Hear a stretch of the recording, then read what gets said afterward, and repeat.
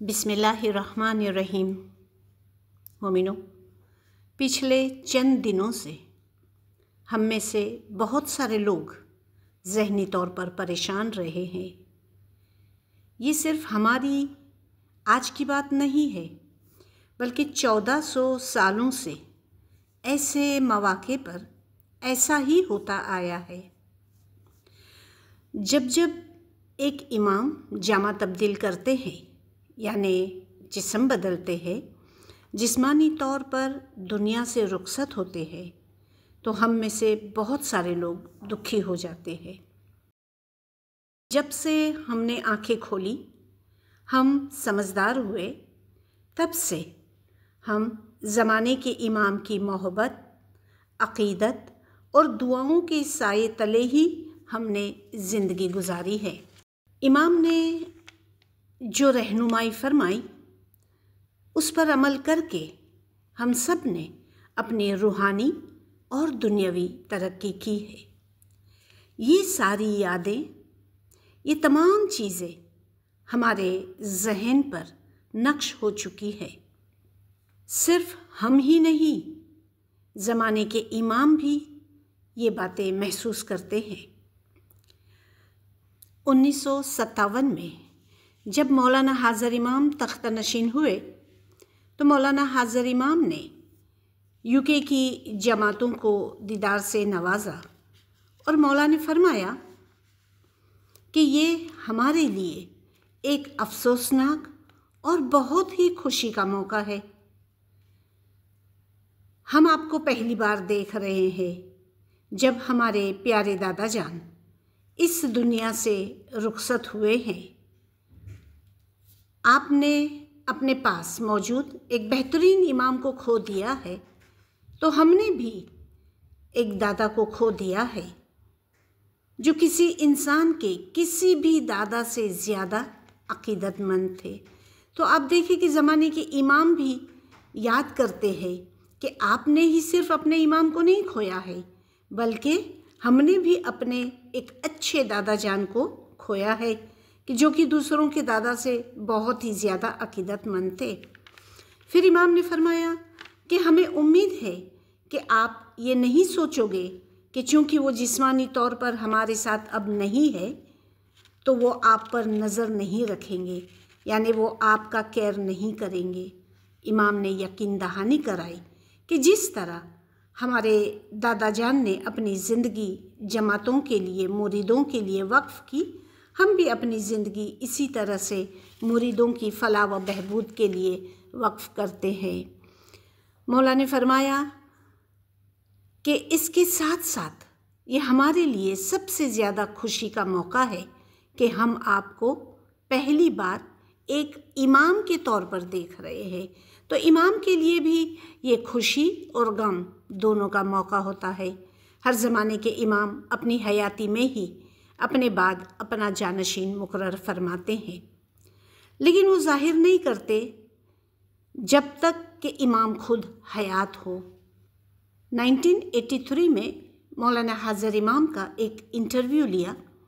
Interviewer نے سوال کیا، کیا آپ نے یہ فیصلہ کر لیا ہے کہ اگلا امام کون ہوگا؟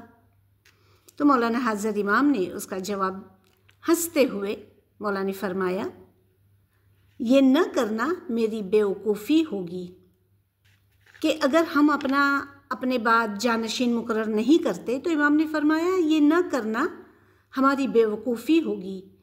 دوسروں کی طرح ہماری زندگی بھی ابدی یا دائمی نہیں ہے، یعنی جس طرح سے لوگوں کی دنیاوی زندگی دائمی نہیں ہے، اس طرح ہماری زندگی بھی دائمی نہیں ہے۔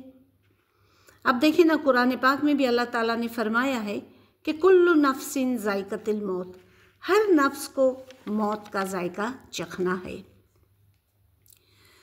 ہمارے اسماعیلی عقیدے کی روایت کے مطابق ہر دور میں مرید زمانے کے امام کی بیعت کرتے ہیں۔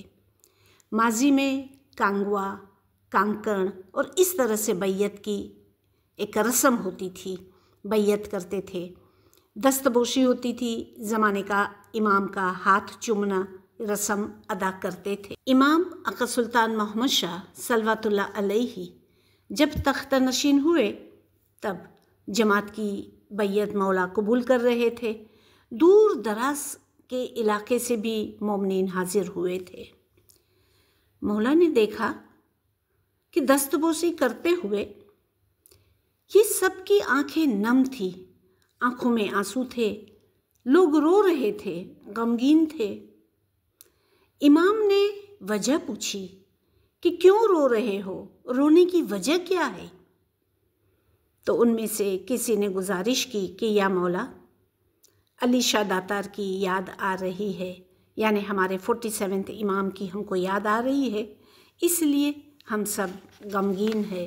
तो मौलाना हाज़र इमाम ने उनको समझाते हुए फरमाया कि जमात के पास हम मुर्तज़ा अली का नूर हाजिर नाजिर बैठे हैं, इसलिए तुम्हें सच्चा यकीन रखना चाहिए। हम इस दुनिया में जामा पहनते हैं और उतारते हैं, लेकिन हमारा नूर अज़ल से एक ही नूर चला आ रहा है, इसलिए तुम्हें चाहिए कि तुम एक ही नूर को देखो।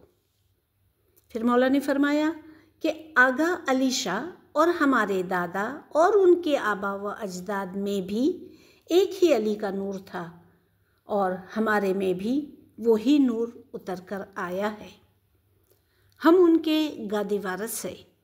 नूर हमेशा हाजिर नाजिर है, सिर्फ नाम मुख्तलिफ होते हैं। मौला मुर्तज़ा अली की गादी कायम है और क़यामत तक कायम रहेगी। तुम जमात को कोई वजह नहीं है गमगीन होने की। मौला ने फरमाया कि जिस्म तो बदलना पड़ता है। वो नूर जो मौला मुर्तज़ा अली सल्लल्लाहु अलैहि में जलवागर था, वही नूर इमाम आका सुल्तान मोहम्मद शाह सल्लल्लाहु अलैहि में जलवागर हुआ। इनके बाद नूर मौलाना शाह करीम अल हुसैनी हाज़र इमाम, वही नूर शाह रहीम अल हुसैनी में जलवागर हुआ। तो इस फरमान को सुनने के बाद यकीनन हमको तसल्ली ज़रूर मिलेगी। हम इस्माइली बातिनी तरीके पर अमल करते हैं और बातिनियत रूहानियत पर यकीन रखते हैं। हमारे 49वें इमाम नूर मौलाना शाह करीम अल हुसैनी ने अपनी हयाती में ही हमको ज़हनी तौर पर वार्न किया था, ताकीद की थी, हमें तैयारी करवाई थी। मौला ने फरमाया, हो सकता है कि आज या कल हम आपके साथ न रहें, ये मुमकिन है, लेकिन हमारी जमात जानती है कि नूरे इमामत हमेशा इस दुनिया में मौजूद है और जो लिंक आपके पास है वो नूरे इमामत से जुड़ा हुआ है, ये हमेशा रहेगा। फिर इमाम ने फरमाया, चाहे हम जिस्मानी तौर पर यहाँ मौजूद हो या नहीं, इससे फ़र्क नहीं पड़ता कि इमामत में जिस्मानी तौर पर कौन है, यानी जिस्मानी तौर पर किस इमाम का ज़माना है, इससे फ़र्क नहीं पड़ता है। इमाम ने फरमाया कि यही वो हकीकत है जिसने हमारी जमातों को मजबूत बनाया है। उन्होंने यानी जमातों ने इस लिंक इमामत की रस्सी को थामे रखा और वो नूरे इमामत से जुड़े रहे। और आप जानते हैं कि नूरे इमामत हमेशा इस दुनिया में मौजूद होता है। फिर इमाम ने ताकीद फरमाई। मौला ने फरमाया, इसे अपने जहन में बिल्कुल वाज़े रखे, आपको नूर इमामत के करीब तर आना है और मज़ीद करीब आते जाना है। तो अब ये कैसे मुमकिन है कि हम नूर इमामत के करीब तर हो जाए और करीब तर होते ही रहे? ये इबादत और बंदगी के ज़रिए ही मुमकिन हो सकता है। इसलिए हम सबको चाहिए कि हम इबादत बंदगी में पाबंद रहे, इबादत बंदगी करते रहे, तो हम आहिस्ता आहिस्ता नूर इमामत के करीब होते चले जाएंगे। मौला ने फरमाया کہ جو بھی جسمانی شخصیت امامت میں ہو آپ کو اسی نور کے قریب جانا ہے۔